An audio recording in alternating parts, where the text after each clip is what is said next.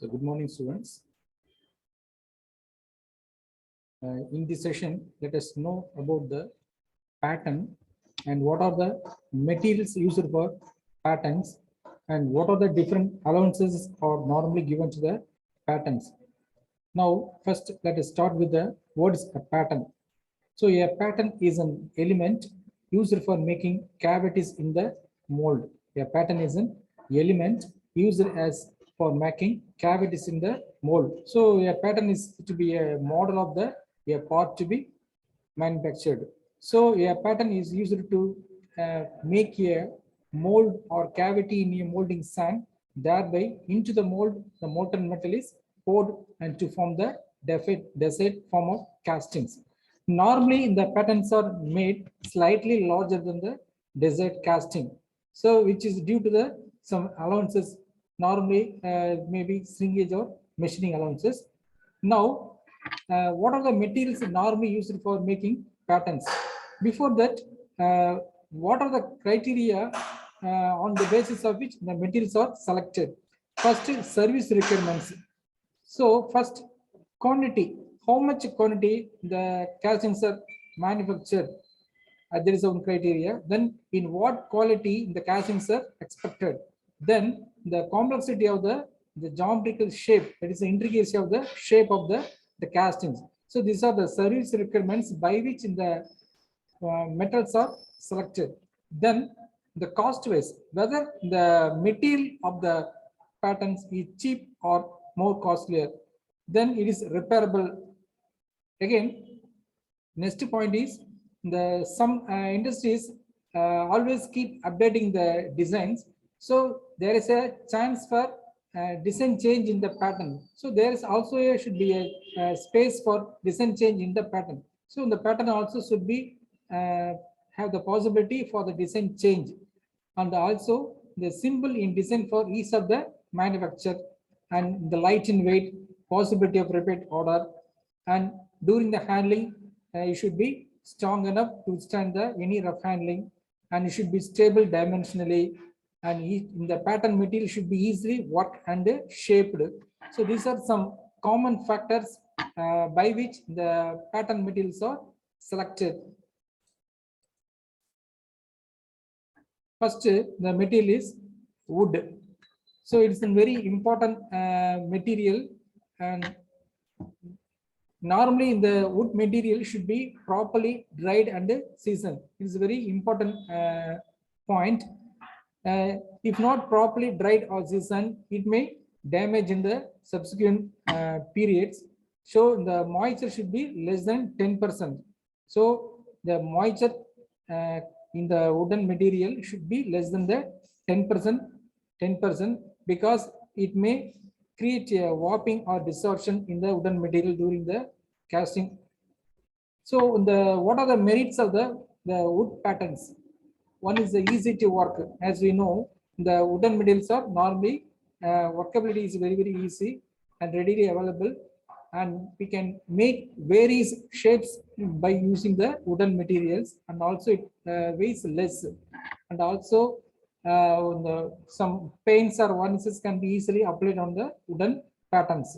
So these are some merits for the wooden material patterns, and there are also some limitations for the wooden patterns. One is the wooden material readily absorbs the moisture which is present in the environment, so it's readily affected by the moisture, and also it possesses the poor wear and abrasion resistance. The wooden material possesses poor wear and abrasion resistance, so it easily can be damaged, and if not properly stored, it may damage, and also it cannot withstand the rough handling, so it may break or it may bend during the handling. So the storage of the wooden patterns are very much important. Okay. Next, after that, the wooden materials, the metals are most extensively used. So where number of casting pieces are to be more, or in mass productions, the metals are extensively used. So also the metals can be also used in the severe conditions. So for which the metals are extensively and in the more extent used. Here, for the metal pattern to be made, a master pattern is itself is first made. So the master pattern may be of wooden material. So by using the metal patterns, we have some advantages. So not like the wooden material, the metal patterns do not deform in storage, and metal pattern is free from warping in storage. It can withstand the rough handling. It can resistance to wear and abrasion. So these are some merits of the metal patterns. And similar to the wooden material, it has also some limitations. So it is expensive as compared to the wood. So compared to the wood, it's more expensive and it's not readily repaired. Then as the metal is heavier, so it is weight is more than the weight weighs more than the wooden patterns. Here, the commonly used the material for metal patterns are first foremost important is cast iron. Here, the cast iron can be made to any desired shape. So for which the cast iron is flexibly used in making the metal patterns. So it is strong, gives a smooth surface finish with sharp edges. Then it has a low corrosion resistance to abrasion. So the cast irons are extensively used, and also it's heavy, but the cast iron is brittle in nature, so it should be stored properly. So the storage of the cast iron patterns are very much important, as is brittle in nature, should be stored properly, because it due to the rough handling, it may break. Next is the brass. Normally the brass material is used for small sized patterns. So as like the cast iron, the brass material does not rust easily. So it takes a better surface finish than the cast iron. And also the capability to withstand the wear is more compared to the cast iron. But the cost wise it costs more compared to the cast iron. Next, aluminum. As we know, the aluminum is a low dense material, so it weighs less, and it melts at low temperature. So it's also a corrosion resistant, and it light in work, and the workability is better than the cast iron, and also it's not corroded, so it's also corrosion resistant. Then it's a white metal. So if it's not much used for the patterns, but the best material for the making the very complex shape of the castings to be made. Next,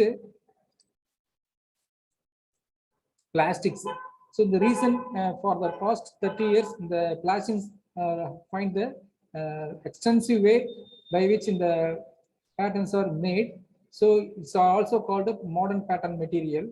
So for making the pattern with the plastic material, a master pattern is required. So the master pattern is made up of wooden material. So it's the master wooden pattern is used to fabricate the plastic pattern. As you know, the plastics are of two types. One is the thermosetting and the thermoplastics. Here, the advantages plastic of the plastic patterns. The plastic does not absorb the moisture. The plastic does not absorb the moisture, and also it's strong and it be stable dimensionally, and also its resistance to wear, and so good surface finish and light in weight. So these are some merits in the using the plastic patterns. Then rubber. So the silicon rubber is most extensively used. Then plaster. The plaster is the combination of the lime, sand, and water. So in the plaster material is used to have the intricate shape of the component to be made, and also we can get the very close tolerance by using the plaster materials. Then wax. The wax patterns are especially used in the investment casting process. So along with waxes, the additives and the stabilizers are used. So the additives act as a polymerizing agent, and also some stabilizers are also used along with the wax. So the property of the wax is the low ash content, high tensile strength and the hardness. Then finishing of patterns. So while making the patterns, the final touch-up is very much important. So the finishing of the casting depends upon the finish of the patterns. So the final surface finish and the dimensions should be properly checked, so that once the pattern is approved in all aspects, so thereby we can make the patterns exactly to the desired requirements. So the pattern should be finished to the higher level. If the pattern is to be preserved for a longer period and if a color scheme is to be used, so this is a requirement of the finishing patterns. And a good quality enamel paint should be selected to spray. So these to preserve the patterns for long time use. Then next is the allowances.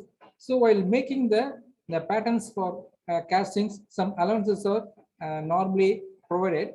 First is the as you know, the patterns are not made exactly equal size to the castings. So somewhat some allowances are given. First is the shrinkage allowance.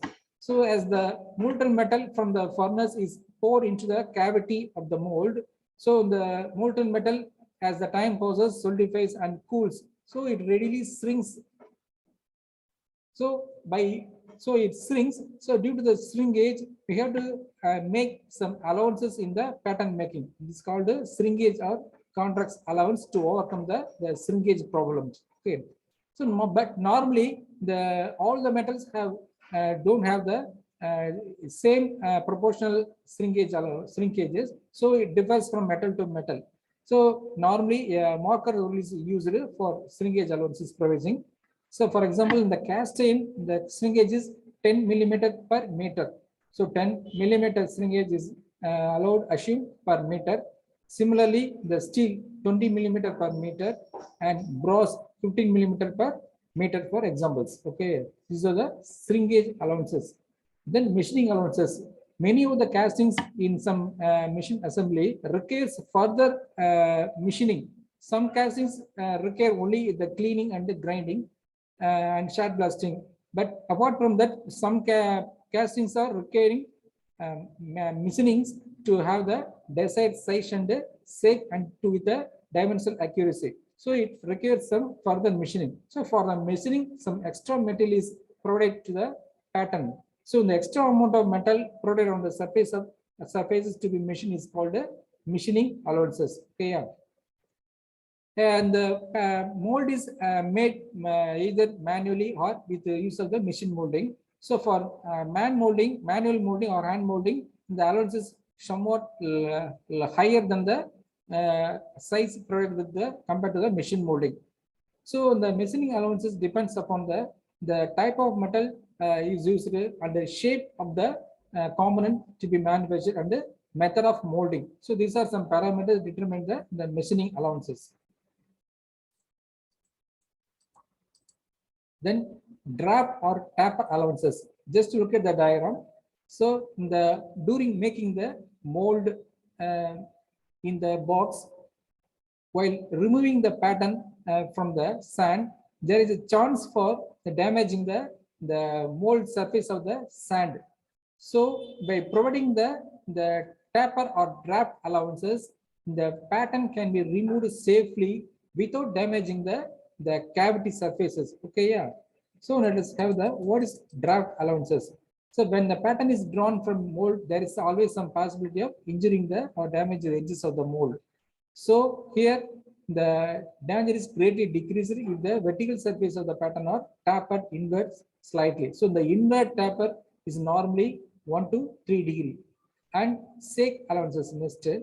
So to take the pattern out of the mold, the cavity is slightly wrapped to detach it from the mold cavity. Then the distortion allowances. So it is considered only for castings of irregular shape which are distorted in the process of cooling. So because the uneven metal shrinkage which is due to the uneven thickness, this is the discharge of camber allowances. Okay.